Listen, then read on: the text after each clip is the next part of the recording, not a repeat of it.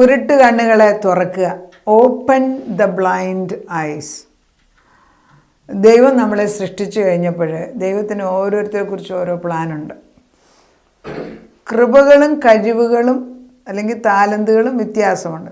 പറയുന്നുണ്ട് പുതിയ നിയമത്തിൽ ചിലർക്ക് 10 താലന്ത്, ചിലർക്ക് 5, ചിലർക്ക് 3, ചിലർക്ക് 1. അങ്ങനെ താലന്തുകൾ മാറ്റി കൊടുക്കുന്നുണ്ട്. അപ്പോൾ അളവ് വ്യത്യാസമുണ്ട്. മെഷർ ഓഫ് ഫെയ്ത്തും വ്യത്യാസമുണ്ട്. വിശ്വാസത്തിൻ്റെ അളവിനും വ്യത്യാസമുണ്ട്.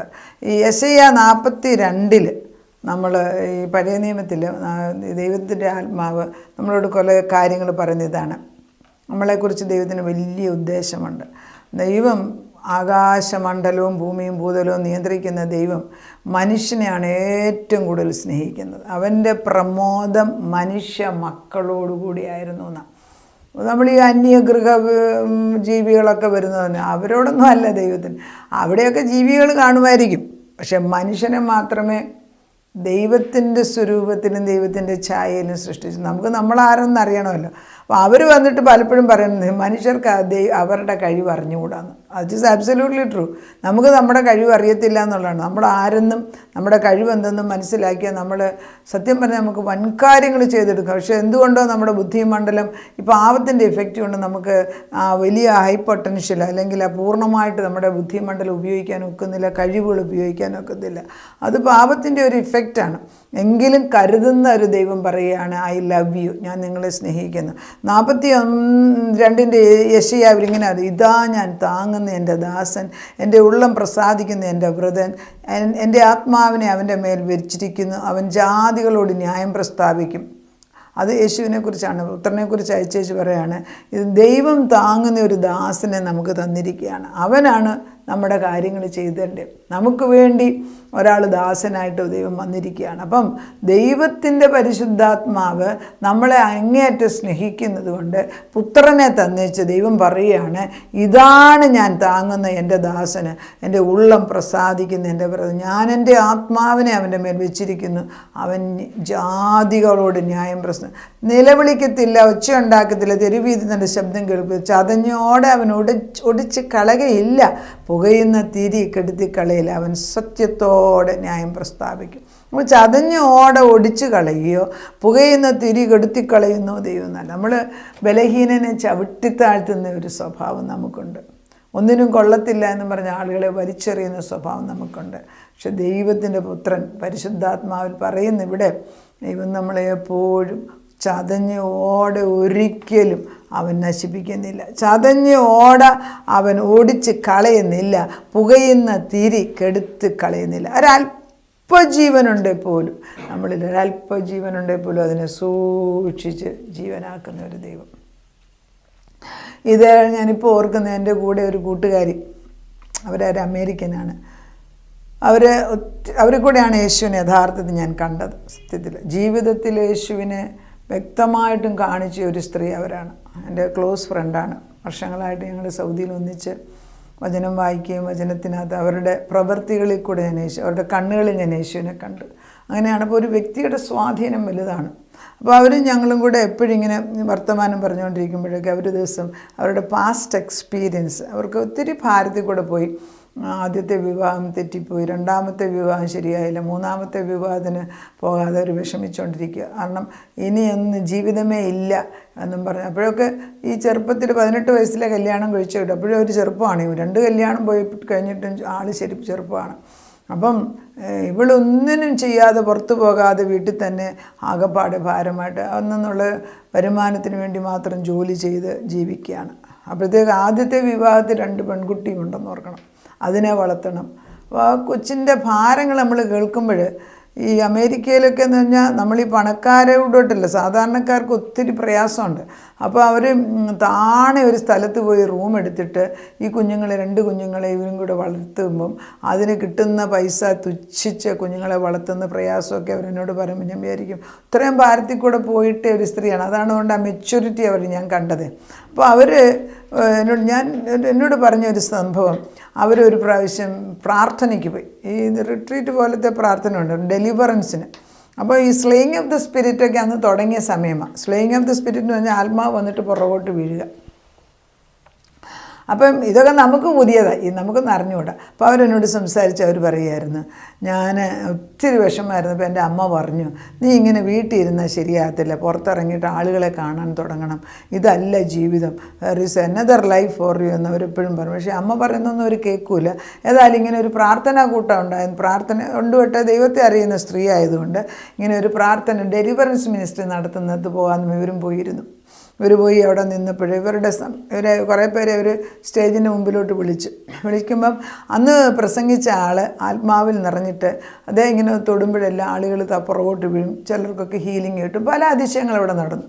അപ്പോൾ ഇവർ പറയുകയാണ്, ഇവർ പ്രാർത്ഥിച്ചുകൊണ്ട് നിൽക്കുമ്പോൾ ഇവരിങ്ങനെ കാണുകയാണ് സ്വർഗത്തിൽ നിന്ന് അപ്പച്ചന് ഒരു പുതിയ ഹൃദയം ഇങ്ങനെ പൊതിഞ്ഞെടുത്തുകൊണ്ട് ഇവരുടെ കയ്യിലോട്ട് കൊണ്ട് ഇവരുടെ അടുക്ക വന്ന് വെച്ച് ഇവരുടെ ഹൃദയം നെഞ്ചിനകത്തെ ഭാഗം തുറന്നിട്ട് യേശു ക്രിസ്തു അവരുടെ ഹൃദയം മാറ്റി വെച്ച് ഈ കൊണ്ടുവന്ന ഹൃദയം അകത്തോട്ട് കയറ്റി വെച്ച് ഓപ്പറേഷൻ ചെയ്ത് തീർക്കുന്നു. അപ്പോൾ അവർ സ്ലേയിങ് ഓഫ് ദി സ്പിരിറ്റ് അവർ കിടക്കുകയാണ്. കിടന്നു കഴിഞ്ഞ് കുറച്ച് കഴിയുമ്പോൾ അവർ എഴുന്നേറ്റപ്പം അവർക്കൊന്നും തോന്നിയില്ല, ബിക്കോസ് സ്പിരിറ്റിലാണ് നടന്നത്. അപ്പോൾ അവർ പറയുന്ന എന്നോട് അവരുടെ ഹൃദയം എടുത്തത് ഇവിടുന്ന് എടുത്തല്ലോ, വേറൊരു ഹൃദയം ഇവിടെ വെച്ചു കൊടുക്കുക ചെയ്ത്, വളരെ ഇമ്പോർട്ടൻറ്റ്. അവരുടെ ഹൃദയം എടുത്തത് പൊന്നുപോലെ അപ്പച്ചൻ ഇങ്ങനെ എടുത്തോണ്ട് മുകളിലോട്ടങ്ങ് പോയെന്ന്. That touched Har. അപ്പോൾ അവർ പറയുക, എത്ര അഴുക്കെന്ന് വിചാരിച്ചത് പോലും അപ്പച്ചൻ വന്നിട്ട് അത് മാറ്റി വെച്ച് ആ പഴയ ഹൃദയം സ്വർഗത്തിലോട്ട് കൊണ്ടുപോയി പകരം യേശുവിൻ്റെ ഹൃദയം വെച്ച് കൊടുത്തു. അന്ന് തൊട്ട് അവരുടെ കഷ്ടകാലത്തിൽ അവർ ജീവനുള്ള ദൈവത്തെ കാണാൻ തുടങ്ങി. മൂന്നാമത് വിവാഹം കഴിച്ചു. അവരങ്ങനെയാണ് സൗദി അറാംകോയിൽ ഞങ്ങൾ ജോലി ചെയ്യുമ്പോൾ അവിടെ വന്ന് എൻ്റെ നെയ്ബറായിട്ട് താമസിക്കുന്നത്. അപ്പോൾ അവിടെ വളരെ സുഖം, അങ്ങേറ്റത്തെ സുഖം. പിന്നെ അവസാനം എന്നോട് ഒരു കുറേ വർഷങ്ങൾ കഴിഞ്ഞപ്പോൾ എന്നോട് പറഞ്ഞു, എൻ്റെ എല്ലാ പ്രയാസവും ദൈവം ഏറ്റെടുത്തു എന്ന് പറഞ്ഞു. അപ്പോൾ ഞാൻ പറയുന്നത്, നമ്മുടെ ഹൃദയത്തിന് ദൈവം മാറ്റിവെക്കാൻ ആഗ്രഹിക്കുന്നു. നമ്മൾ തന്നെത്താനെ വിചാരിച്ച നല്ല ഹൃദയം ഉണ്ടാകത്തില്ല, പക്ഷെ ദൈവത്തിൻ്റെ ഹൃദയം നട്ടുതരണമേ ആർക്കൊക്കെ? എനിക്കും നിങ്ങൾക്കും, നമ്മുടെ ഭർത്താക്കന്മാർക്കും നിങ്ങളുടെ ഭർത്താക്കന്മാരും, നമ്മുടെ മക്കൾക്കും നിങ്ങളുടെ മക്കൾക്കും. ദൈവമേ, ദൈവത്തിൻ്റെ നിർമ്മലമായൊരു ഹൃദയം നട്ടുതരണം. നമ്മൾ നിർമ്മലമായൊരു ഹൃദയമെന്നിൽ നിർമ്മിച്ചരുളുക നാഥ, അങ്ങനൊരു പാട്ടുണ്ട്. നിർമ്മലമായൊരു ഹൃദയം എനിക്ക് നിർമ്മിച്ചിട്ട് തരണം. അതാരുടെയാണ്? യേശുവിൻ്റെ മാത്രം. അവിടെയാണ് നമ്മൾ മനസ്സിലാക്കേണ്ടത്. യെശയ്യാ 42 ഇങ്ങനെ വാക്യം പറയുന്ന 6-ാം വാക്യം പറഞ്ഞിട്ട് കർത്താവ് പറഞ്ഞില്ലേ, ചതഞ്ഞ ഓട ഞാനൊടിച്ച്. ഇവർ ചതഞ്ഞും പുകഞ്ഞു വരുന്ന സ്ത്രീയായിരുന്നു. അവരുടെ ആ പഴയ ഹൃദയം, ജഡത്തിൻ്റെ ഹൃദയം, വേദനയുടെ ഹൃദയം, നിരാശയുടെ ഹൃദയം, ദുഃഖത്തിൻ്റെ ഹൃദയം കർത്താവ് വന്ന് എടുത്തുകൊണ്ട് പോയിട്ട് കർത്താവിൻ്റെ ഹൃദയം അവർക്ക് വെച്ചു. പിന്നെ അവരുടെ മുഖത്ത് ഞാൻ യേശുവിനെ മാത്രമേ കണ്ടിട്ടുള്ളൂ. ആ ഒരൊറ്റ സ്ത്രീയാണ് എന്നെ യേശുവിലേക്ക് എൻ്റെ അമ്മയെ ഒത്തിരി സ്വാധീനിച്ചിട്ടുണ്ട്. പക്ഷേ ഈ സ്ത്രീയിൽ കൂടെയാണ് യേശുവിനെ ഞാൻ നേരിട്ട് കണ്ടത്. അങ്ങനെ ജീവനുള്ള ദൈവത്തെ വഹിക്കുന്ന അനേക മക്കളെ എനിക്ക് കൂട്ടുകാരായിട്ട് തന്നിട്ടുണ്ട്.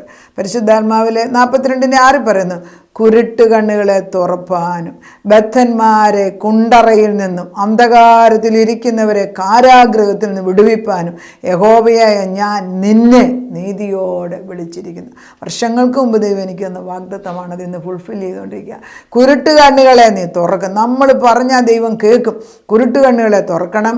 ബദ്ധന്മാരെ കുണ്ടറയിൽ നിന്ന് കാരാഗ്രഹത്തിൽ നിന്നും അന്ധകാരത്തിലിരിക്കുന്നവരെ കാരാഗ്രഹത്തിൽ നിന്ന് വിടുവിപ്പാനും യഹോവയെ ഞാൻ നിന്നെ നീതിയോട്, ജീവനുള്ള ദൈവം നിന്നെയും എന്നെയും വിളിച്ചിരിക്കുകയാണ്. ഞാൻ നിൻ്റെ കൈ പിടിച്ച് നിന്നെ കാക്കും, നിന്നെ ജനത്തിൻ്റെ നിയമവും ജാതികളുടെ പ്രകാശമാക്കും. ഞാൻ യഹോവ, അതുതന്നെ എൻ്റെ നാമം. ഞാൻ എൻ്റെ മഹത്വം മറ്റൊരു എൻ്റെ സ്തുതി വിഗ്രഹങ്ങൾക്കും വിട്ടുകൊടുക്കത്തില്ല. ദൈവം സ്നേഹിക്കുന്നുണ്ട്. പണ്ട് പ്രസ്താവിച്ച് ഇതാ സംഭവിച്ചിരിക്കുന്നു, ഞാൻ പുതിയത് അറിയിക്കുന്നു, അത് ഉത്ഭവിക്കും മുമ്പേ ഞാൻ നിങ്ങളെ കേൾപ്പിക്കുന്നു. പുതിയതൊന്ന് ദൈവം ചെയ്തെന്നേ. നമ്മളോട് ദൈവം സംസാരിക്കുന്ന തെറ്റത്തില്ല. ഒത്തിരി വചനം കേൾക്കുന്നതിലല്ല, ഒരു വചനം, ഒരു വിത്ത് ഒരു ദിവസം. നമുക്കെല്ലാം ദൈവം നമ്മുടെ അടുക്കൽ വന്ന് നിൽക്കുകയാണ്. പുതുതായൊരു ഹൃദയം ദൈവം നട്ടുവെച്ചിരിക്കുകയാണ്. ആ പുതിയ ഹൃദയം എന്ന് പറഞ്ഞാൽ അവൻ്റെ ഹൃദയമാണ്. നമുക്ക് പ്രാർത്ഥിക്കാം. നാഥ, തിരുസന്നിധിയിലേക്ക് ഞങ്ങളെ തന്നെ ഏൽപ്പിച്ചു തരുന്ന പച്ച, ഞങ്ങളോട് അധികമായ കരുണ തോന്നുന്ന ദൈവം, നീ എത്ര വിശ്വസ്തനാന്ന് ഞങ്ങൾ ഓർക്കുന്ന പച്ച. നീ പറയുന്ന ചതഞ്ഞ ഓട ഞാൻ ഓടിച്ച് കളയത്തില്ല, പുകയുന്ന തിരി കെടുത്തി കളയത്തില്ല. ദൈവമേ, നീ അല്ലാതെ ആര് തിരിച്ചു? മറ്റുള്ളവരും എല്ലാം ചവിട്ടി തൊഴിച്ച് പുറത്തിറക്കി കളയുമ്പം അപ്പച്ചനത് പൊന്നുപോലെ എടുത്ത് ഞങ്ങളെയും ഞങ്ങളുടെ തലമുറകളെയും ഞങ്ങൾക്കുള്ളവരും ഭർത്താക്കന്മാരെ മക്കളെ മരുമക്കളെയൊക്കെ പൊന്നു കരങ്ങളിൽ സൂക്ഷിച്ചിട്ട് ഞങ്ങൾ ചോദിക്കാൻ നോക്കിയിരിക്കും. ചോദിക്കുന്ന നിമിഷത്തിൽ അപ്പച്ചൻ്റെ ഹൃദയം നട്ടുതരും. എന്നിട്ട് ഞങ്ങളുടെ ജഡീക ഹൃദയം അപ്പച്ചൻ അങ്ങ് സ്വർഗത്തിലോട്ട് എടുത്തുകൊണ്ടും പോകും.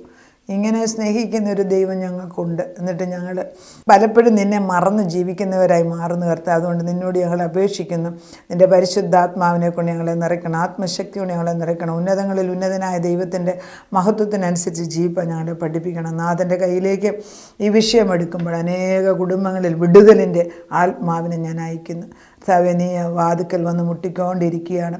അനേകരുടെ ഹൃദയത്തിൽ എങ്ങോട്ട് പോകണം, എന്ത് ചെയ്യണമെന്ന് അറിയാതെ വ്യസനിക്കുന്നിടത്തോട്ട് കർത്താവിൻ്റെ ഹൃദയം വാങ്ങിച്ചു കഴിയുമ്പം സാഹചര്യങ്ങൾ മാറുകയല്ല, ഞാൻ മാറുകയാണ്. ഞാൻ എന്നിലുള്ള ക്രിസ്തു ജീവിച്ചപ്പോൾ എന്തെല്ലാം പ്രയാസത്തിനാണ് നടുക്കൂടെ അപ്പച്ചൻ നടന്നത്. അപ്പച്ചനെ കല്ലെറിഞ്ഞു കൊല്ലാൻ തന്നെ ആളുകൾ നോക്കി. എന്നിട്ട് അവരുടെ നടുക്കൂടെ ധൈര്യമായിട്ട് അപ്പച്ചൻ കടന്നുപോയി.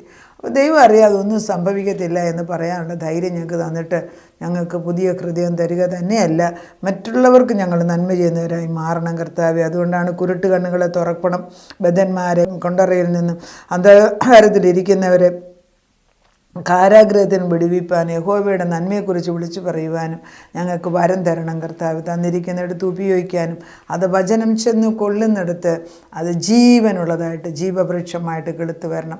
അനേകർക്കത് പ്രയോജനമാക്കി തരണമേ എന്ന് പ്രാർത്ഥിക്കുന്നു. അവിടുന്ന് അത് ചെയ്യുന്നതിനാൽ സ്തോത്രത്തിൻ്റെ വചനം വെറുതെ പോകത്തില്ല, വൃഥാവായിട്ട് പോകത്തില്ല. അത് അയച്ച കാര്യം ചെന്ന് പ്രവർത്തിച്ചിട്ടല്ലാതെ തിരിച്ചു വരികയില്ല. അങ്ങനെ അത് ചെയ്തിരിക്കുന്നതിനാൽ സ്തോത്രം. പ്രാർത്ഥനയ്ക്ക് ഉത്തരം തരുന്ന ദൈവത്തിന് നന്ദി. കുടുംബമായിട്ട് മക്കളെ മരുമക്കളെ കൊച്ചുമക്കളെ ആയിട്ട് എന്ത് ഭാരമാട്ടെ, രോഗമാട്ടെ, ഭാരമാട്ടെ, ഫൈനാൻഷ്യൽ പ്രയാസമാട്ടെ, പണസംബന്ധമായ ബന്ധനമാട്ടെ, പിന്നെ മറ്റുള്ളവരുടെ ഉപദ്രവമാട്ടെ, സ്വന്തക്കാർ നമ്മളെ കുറ്റം പറയാം, എന്തെങ്കിലും ആയിക്കോട്ടെ. അപ്പച്ച മക്കളില്ലാത്തതായിരിക്കാം, മക്കളുടെ വിവാഹമായിരിക്കാം, ഏത് വിഷയവും എൻ്റെ പൊന്നപ്പച്ചൻ ഭംഗിയായിട്ട് ചന്തമായിട്ട് ഉചിതമായിട്ട് ചെയ്തു തരുന്നതിനാൽ ഞങ്ങൾ എന്നെ സ്തോത്രം ചെയ്യുന്നു. അതിൻ്റെ കയ്യിലേട്ട് അത് ഏൽപ്പിക്കാനുള്ള നല്ല മനസ്സ് തന്നിട്ട് നിന്നെ സ്തുതിക്കാനും സ്തോത്രം ചെയ്യാൻ അനുവദിച്ചാട്ട്. പ്രാർത്ഥനയ്ക്ക് ഉത്തരം തന്ന ദൈവത്തിന് നന്ദി. വരുവീൻ നമുക്ക് മലയുടെ മുകളിലേക്ക് കയറി ചെല്ലാം. അവിടെയല്ലയോ സിയോനിലുള്ള അനുഗ്രഹങ്ങൾ ഇരിക്കുന്ന ദൈവത്തെ കണ്ടുകൊണ്ട് ജീവിപ്പാൻ ഞങ്ങളെ പഠിപ്പിച്ചാട്ട്. പ്രാർത്ഥന കേട്ട് ഉത്തരം തന്ന ദൈവത്തിന് നന്ദി. യേശു ക്രിസ്തുവിൻ്റെ പൊന്നുനാമത്തിൽ തന്നെ ആമേൻ.